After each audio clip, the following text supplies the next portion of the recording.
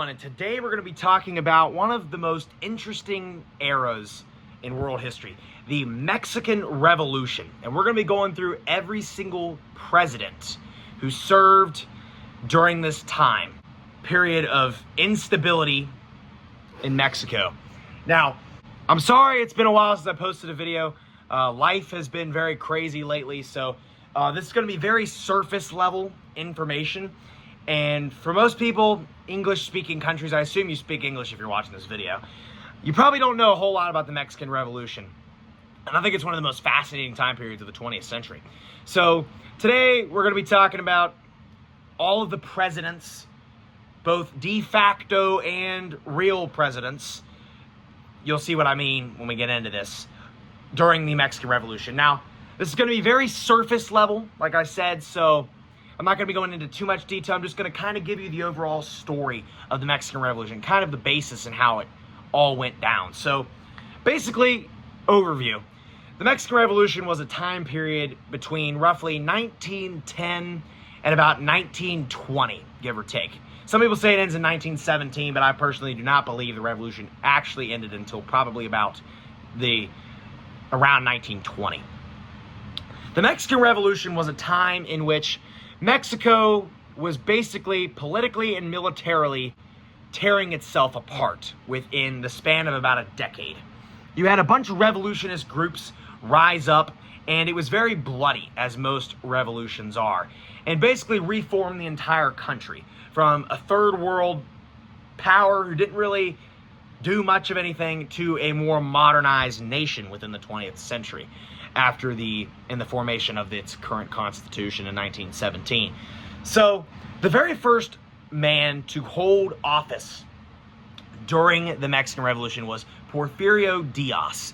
Porfirio Diaz had effectively served as a dictator for the last 27 years, and he served as president under 3 separate occasions. First becoming president in 1876, and then again in 1880, and then finally in 1884, kicking the other 2 guys out. And in 1884, he subsequently won 7 elections for president.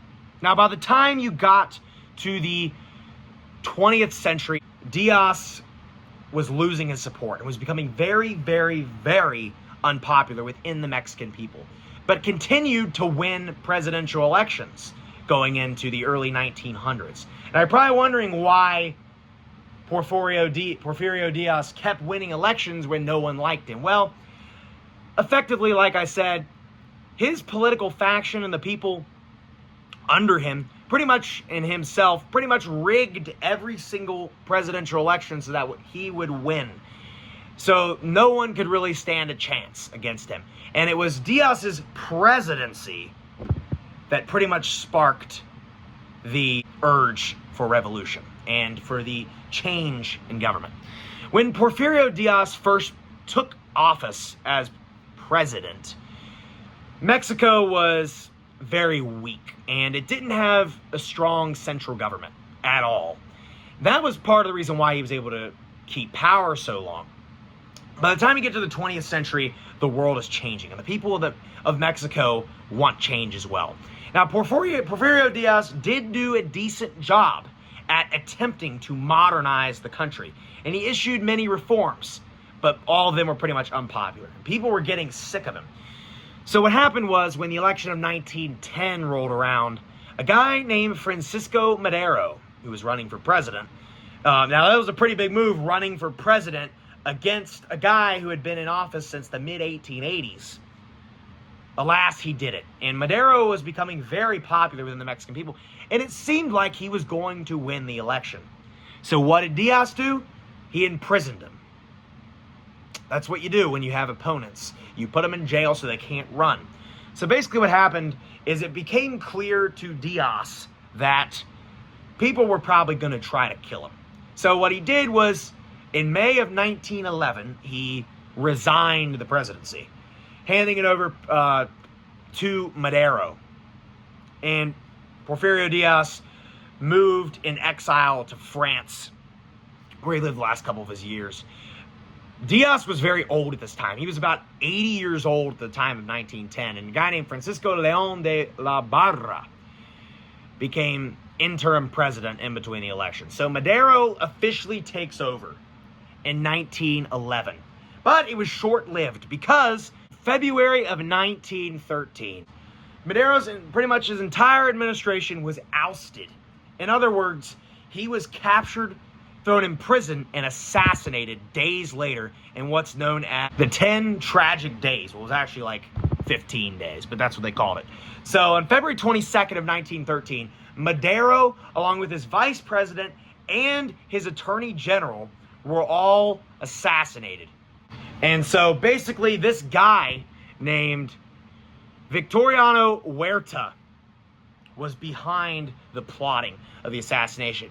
As a lot of people supported Madero, but there were a bunch of revolutionist groups that rised up during this time. You had Huerta, and here's a quick little map of all the areas. Madero never really had control of the entire country.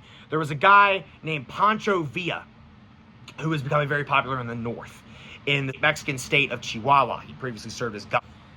And then there was a guy named Zapato down in the south. So they were all trying to subsume the entire Mexican government and form their own little faction state while this was going on and try to take over the government. Huerta successfully did. And he did not immediately become president. There was a man in the middle named Pedro Lascurain, who was serving as the Secretary of Foreign Affairs, which, if you live in the United States, if you're familiar, basically like the Secretary of State in Mexico. According to Mexican law at the time, the Secretary of Foreign Affairs was fourth in the line of succession to the presidency. So Lascurain assumed office immediately after the assassinations of Madero and his vice president and attorney general. Now, he served as president for about 45 minutes because he was probably scared that he was going to get ousted. So what happened was he appointed Victoriano Huerta as the Secretary of the Interior. And then Lascurain effectively resigned the presidency in 45 minutes. That is a very short presidency. And then Huerta became president. Now, Victoriano Huerta is not a man you want to be having dinner with. Neither are any of these guys. These guys were pretty ruthless. But Huerta became president and served until July of 1914, when he too was deposed. After him, a revolutionist group known as the Constitutionalists, a political party, basically came in and deposed Huerta. Now, Huerta was eventually killed and executed in 1916. And the Constitutionalist Carranza pretty much subsumed the entirety of the government at that point. However, there were a couple de facto presidents who served slight amounts of time in between. You had a guy named Francisco S. Carbajal for about 29 days. You had Eulálio Guterres for about 71 days. Roque González Garza for about 145 days. And Francisco Lagos Cházaro for about 122 days. Now, all these guys were de facto rulers under Carranza. Now, Carranza had the support of the United States, and this is very influential in the Mexican Revolution, because this is taking time about around the First World War. I mentioned a guy named Pancho Villa earlier. Pancho Villa helped Carranza take over the government, but Carranza turned on Pancho Villa. And so Villa led a raid into the town of Columbus, New Mexico, which was right on the border, crossed into the American border, and basically looted the entire town, killed many people. And that kind of sparked U.S. President Woodrow Wilson to send down John Pershing to basically send a force in to try to capture Pancho Villa. You can't talk about the Mexican Revolution without talking about Pancho Villa. And previously, Villa had a military fort in a camp with over hundreds of men in San Antonio, Texas. So he had already been in the U.S. for a while. But they never found Villa. And he had his confederation up north to try to take down Carranza the entire time, which he never successfully did.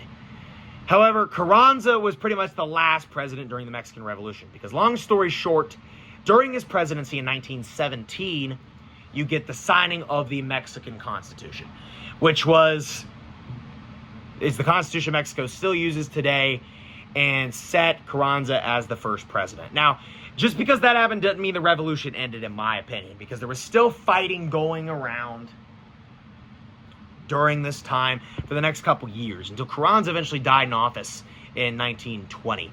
And then Pancho Villa was eventually assassinated in 1923. So you had a lot going on this time in Mexico, and it was a pretty bad civil war. If you guys want to learn a little bit more about this topic, I can go through maybe the line of succession of all the presidents of Mexico, if you guys are more interested, or go into the Mexican Revolution a little bit deeper. But that's a little bit about all the presidents who served during the Mexican Revolution. If you have any questions, leave them down in the comments below. And I hope you guys could have learned a little bit about how the succession goes, because it's kind of confusing. And so if this video does well, I might do something else with this. But I'm doing a presentation right now in class about the Pancho Villa train disaster, which happened in 1916, 1917. So that's kind of what sparked this. It's a very interesting time period, and kind of gets overshadowed by the First World War. But it's a turning point in Mexican history and shaped what the government is today. So let me know if you guys want to see more on Mexican history videos, because I thought this was pretty interesting. So with that, I'll see you guys next time. Be sure to comment, like, subscribe. Goodbye. Wow.